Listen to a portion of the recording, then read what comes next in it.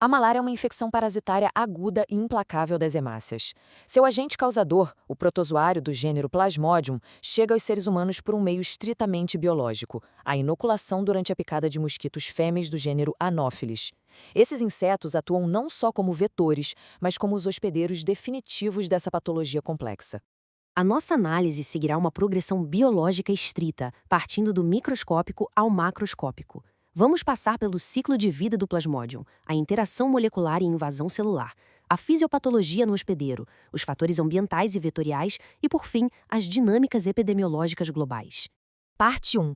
O ciclo de vida do Plasmodium.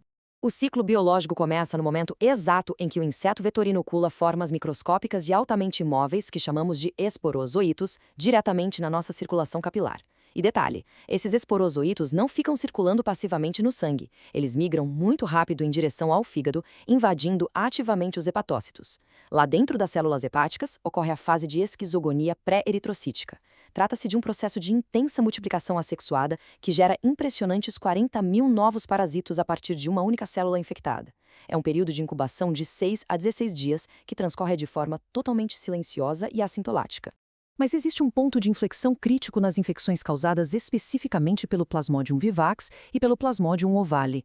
Uma subpopulação de parasitos inoculados simplesmente não entram em divisão celular imediata.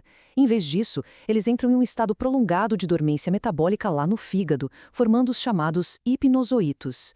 Essas formas latentes agem como verdadeiras bombas relógio biológicas. Elas podem despertar subitamente, meses ou até anos após a infecção inicial. É exatamente esse mecanismo molecular que explica a ocorrência das recaídas clínicas da doença, provando que um novo ataque de malária pode surgir de forma independente, sem a necessidade de uma nova exposição ao vetor. Uma vez finalizada aquela replicação inicial no fígado, as células hepáticas se rompem e liberam milhares de merozoítos, deflagrando a fase eritrocítica da doença. A invasão das nossas hemácias segue um rigoroso processo bioquímico e estrutural. Primeiro, o merozoíto reconhece e se acopla agressivamente a receptores específicos na membrana do glóbulo vermelho. Logo em seguida, ele invagina essa membrana celular, criando o que chamamos de vacúolo parasitóforo. Essa é uma barreira física vital que isola e protege o parasito do citoplasma da nossa célula. Ali dentro, bem protegido, ele se nutre da nossa hemoglobina e amadurece para o estágio de trofozoíto em anel. O processo avança até a formação de um esquizonte maduro que sofre novas divisões até estourar fisicamente a hemácia, liberando de forma explosiva uma nova geração de merozoítos no sangue. E toda a manifestação clínica primária da malária está ancorada diretamente nessa lise celular repetitiva. Como a maturação e a ruptura das hemácias acontece de forma muito sincronizada, completando o ciclo tipicamente a cada 48 ou 72 horas, ocorre uma explosão simultânea de parasitos e toxinas no sangue. É justamente essa carga cíclica massiva que superestimula o nosso sistema imune e desencadeia os paroxismos febris clássicos que definem a doença. Parte 2. Interação molecular e invasão celular. O nível de comprometimento da hemácia avança rapidamente. Ele sai daquela forma mais jovem em anel até atingir o estágio de esquizonte maduro, que consome ferozmente o interior celular. O potencial de o parasito se replicar descontroladamente e a sua eficácia em sequestrar as funções vitais da célula hospedeira dependem criticamente das afinidades enzimáticas e proteicas lá da fase inicial. A gravidade da doença, portanto, é um reflexo direto e mensurável da eficiência dessas ligações moleculares no exato momento do reconhecimento celular. O antígeno Duff exemplifica com perfeição essa dependência estrita entre parasito e receptor. Estamos falando de um receptor de membrana que originalmente atua no transporte de quimiocinas, mas que serve como a porta de entrada obrigatória e exclusiva para os merozoítos do Plasmodium vivax. Por causa desse determinismo molecular, indivíduos cujo perfil genético resulta na ausência de expressão do antígeno Duff nas hemácias possuem uma barreira refratária primária. Isso confere a eles uma resistência celular intrínseca formidável contra o desenvolvimento da malária vivax. Parte 3. Fisiopatologia no hospedeiro. O grande traço definidor da letalidade brutal do Plasmodium falciparum é um mecanismo fascinante chamado citoaderência. Funciona assim. À medida que o parasito cresce, ele remodela toda a arquitetura da hemácia hospedeira, forçando a formação de estruturas chamadas knobs. Esses knobs são pequenas protuberâncias na superfície da hemácia, completamente repletas de antígenos do parasito. Eles agem como âncoras biológicas, grudando fortemente a hemácia às moléculas do endotélio dos nossos vasos sanguíneos. Esse sequestro vascular induzido garante uma vantagem de sobrevivência incomparável. Os glóbulos vermelhos infectados ficam presos na periferia do sistema circulatório, escapando assim da filtragem imunológica e da inevitável destruição que ocorreriam caso passassem pelo baço.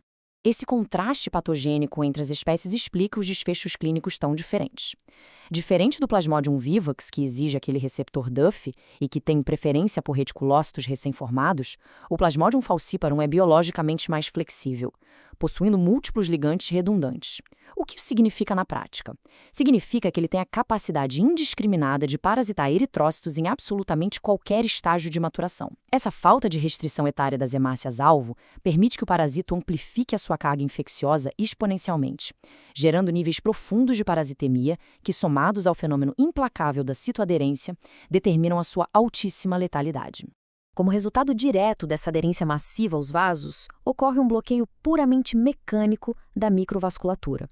Se esse sequestro bloquear os capilares cerebrais, a extrema falta de oxigênio local desencadeia uma inflamação neurológica severa. Essa é a temida malária cerebral, caracterizada clinicamente por convulsões incontroláveis e coma profundo. Por outro lado, se a obstrução vascular for no leito capilar da placenta, o suporte hemodinâmico que vai para o feto é suprimido drasticamente. Isso ocasiona insuficiência placentária, restrição grave de crescimento intrauterino e pode evoluir rapidamente para o abortamento. Parte 4. Fatores ambientais e vetoriais. É preciso entender que a malária simplesmente não subsiste sem parâmetros ecológicos ideais. A temperatura ambiente, por exemplo, exerce uma influência biológica incontestável. O ciclo de reprodução sexuada do Plasmodium falciparum dentro do mosquito é metabolicamente inviabilizado se a temperatura do ar for inferior a 20 graus Celsius. Ademais, o próprio ciclo reprodutivo da Anopheles requer obrigatoriamente coleções de água doce superficial para sua fase larval, o que é ditado diretamente pelos regimes de chuva locais. E juntando essas peças, o sucesso da transmissão exige vetores com acentuada antropofilia, ou seja, aquela preferência inata por realizar o repasso sanguíneo nos seres humanos, deixando de lado outros animais silvestres. Parte 5. Dinâmicas epidemiológicas e da transmissão.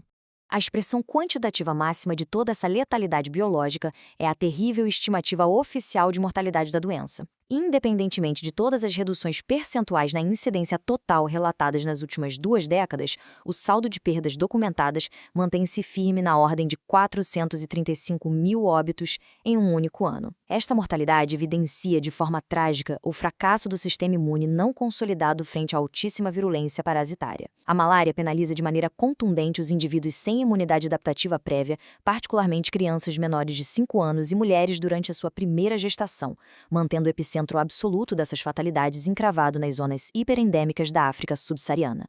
A evolução geoepidemiológica no Brasil reflete claramente a dependência ambiental para a manutenção da transmissão. A imensa contração do território endêmico, que observamos na transição das décadas, isolou a transmissão autônoma da malária lá na bacia amazônica. E essa restrição geográfica não tem nada de casual. Ela é fruto direto da alta preservação do ecotopo natural do Anopheles darling, simplesmente o vetor mais eficiente da nossa região. Na Amazônia, o clima totalmente propício se funde com os intensos movimentos sociais de ocupação e exploração das margens florestais. Isso cria o cenário perfeito, proporcionando um contato contínuo e frequentemente letal entre os reservatórios infecciosos e o hospedeiro humano suscetível. A viabilidade técnica de uma futura erradicação global defronta-se diretamente com um impasse parasitológico bastante complexo e silencioso. As populações que vivem submetidas a áreas de transmissão perene e intensa desenvolvem, com o tempo, uma certa tolerância clínica. Indivíduos nessas áreas endêmicas adquirem uma imunidade parcial, abrigando o parasito na corrente sanguínea sem nunca apresentar sintomas detectáveis ou procurar qualquer tipo de ajuda médica. O fato é incontestável e o grande desafio da ciência moderna é que esse contingente atua como um reservatório crônico, totalmente invisível e silencioso. Eles sabotam involuntariamente as políticas de erradicação ao manterem viva a cadeia de transmissão sempre abaixo do radar diagnóstico.